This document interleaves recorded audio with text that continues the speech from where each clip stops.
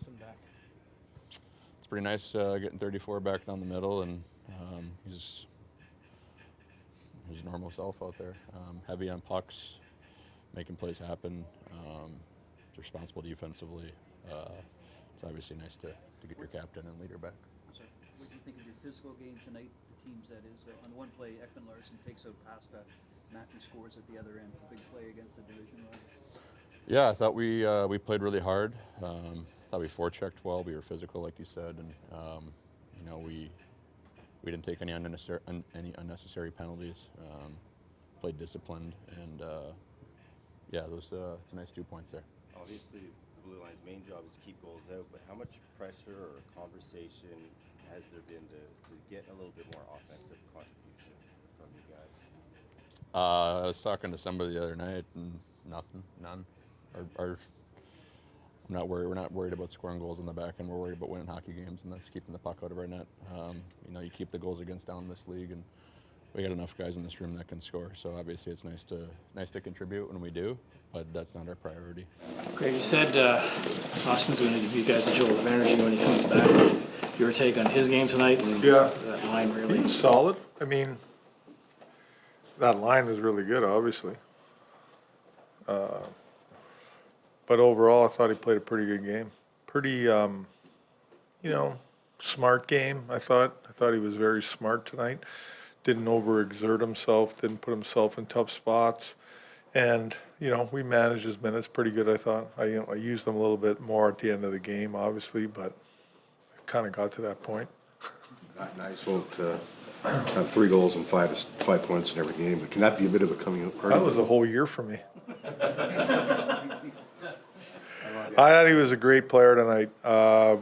Just, challenging their D with his speed, direct shooting, I like that he just attacked and shot and wasn't always looking for the other guys. He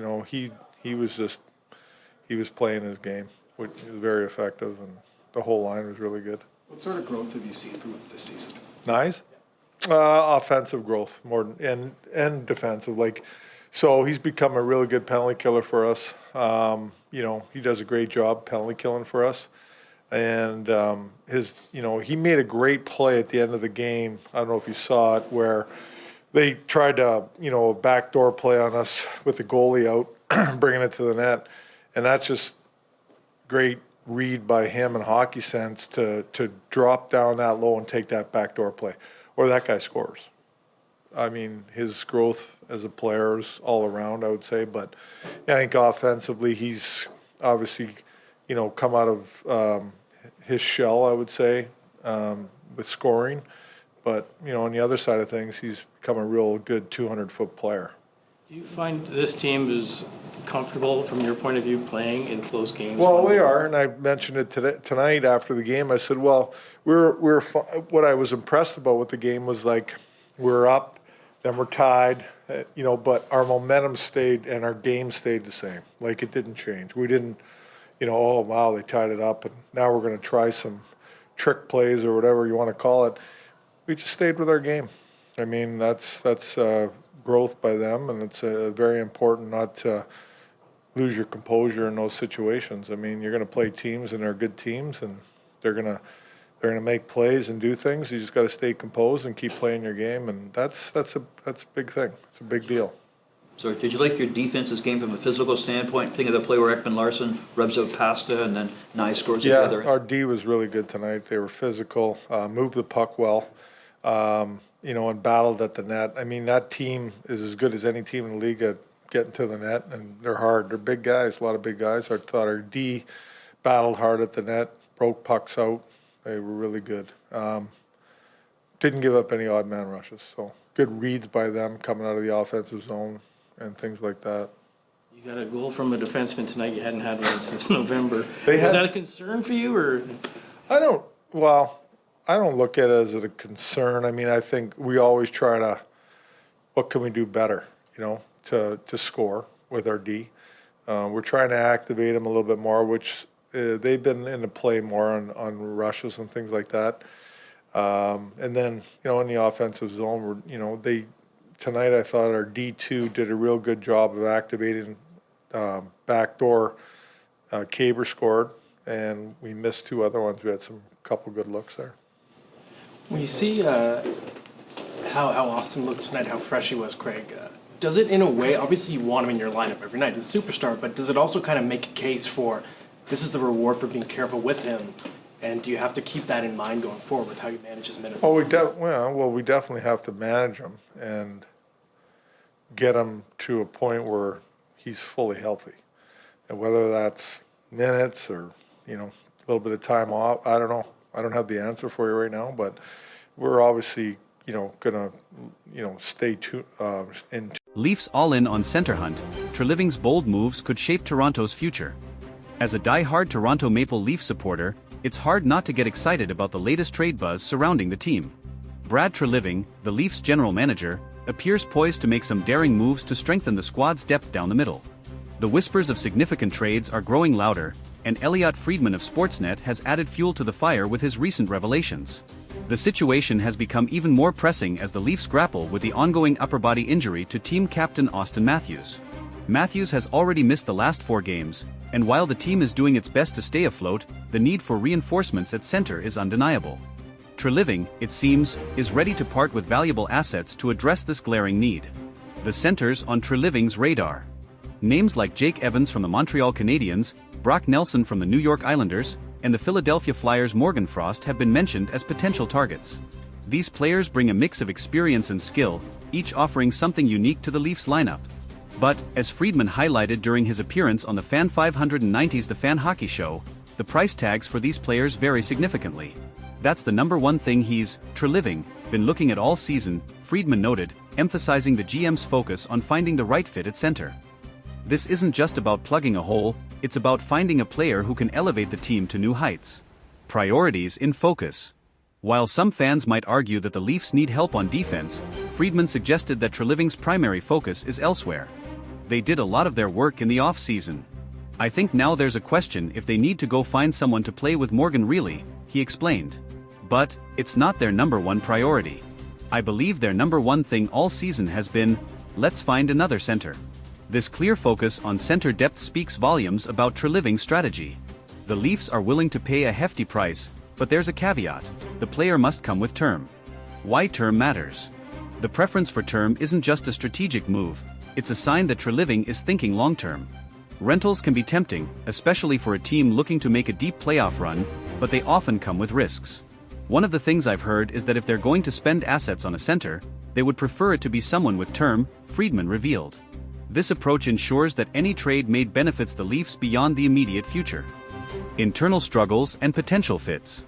Internally, the Leafs have tried to find solutions. Fraser Minton showed promise earlier this season, but the organization prefers to let him develop further with the Marlies. Meanwhile, the Leafs' current lineup has struggled to maintain its depth in Matthews' absence. One intriguing option could be Vincent Trocheck from the New York Rangers. With the Rangers facing their own challenges, could they be persuaded to part with a player like Trocheck, who already has chemistry with Leaf stars from last year's All-Star game? The road ahead. As the calendar flips to 2025, the trade deadline looms larger. Treliving's actions in the coming months will undoubtedly shape the Leafs' playoff aspirations and potentially their long-term future. For Leafs fans, the anticipation is palpable. Every move, every rumor, and every game feels like a piece of the puzzle. Treliving's willingness to swing for the fences shows a commitment to bringing a championship to Toronto, a dream that has eluded the franchise for far too long. Why this matters? This isn't just another season. This is a chance for the Leafs to solidify their identity as a contender. With Matthews expected to return and the possibility of a major trade to bolster the lineup, the team is poised to make a statement. Treliving's boldness, combined with the team's potential, makes it an exhilarating time to be a Leafs fan. Whether it's Evans, Nelson, Frost, or another unexpected addition, one thing is clear: the Leafs are in it to win it. So, buckle up, Leafs Nation. The journey ahead promises to be as thrilling as it is unpredictable.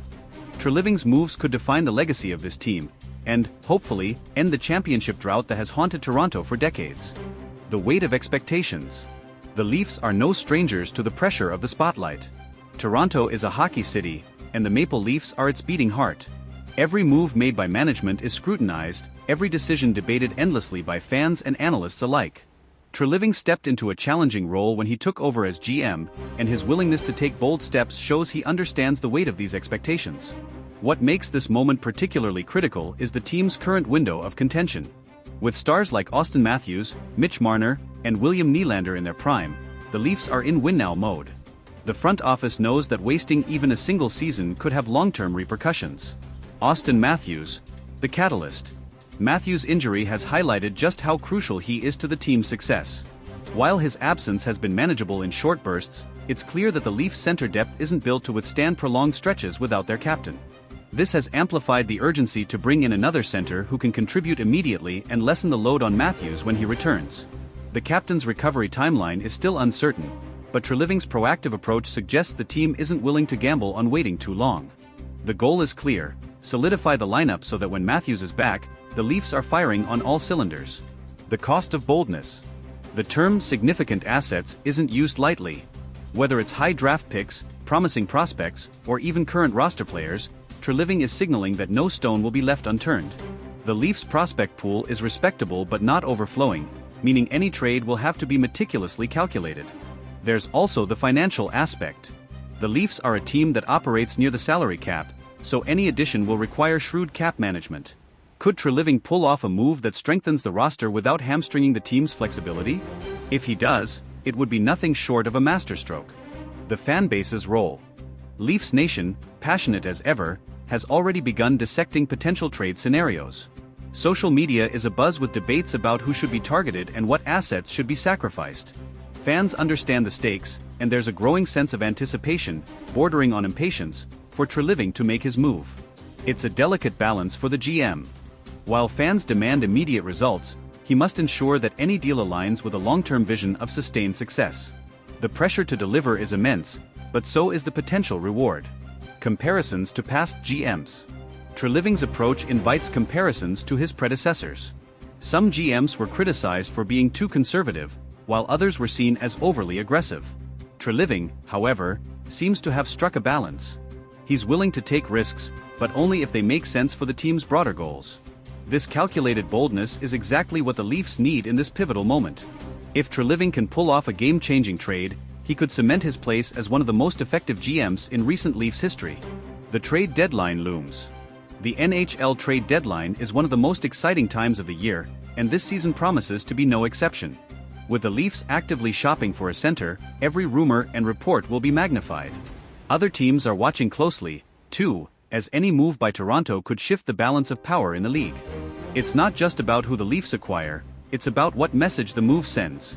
A major trade would signal to the league, and to their own players, that Toronto is all in.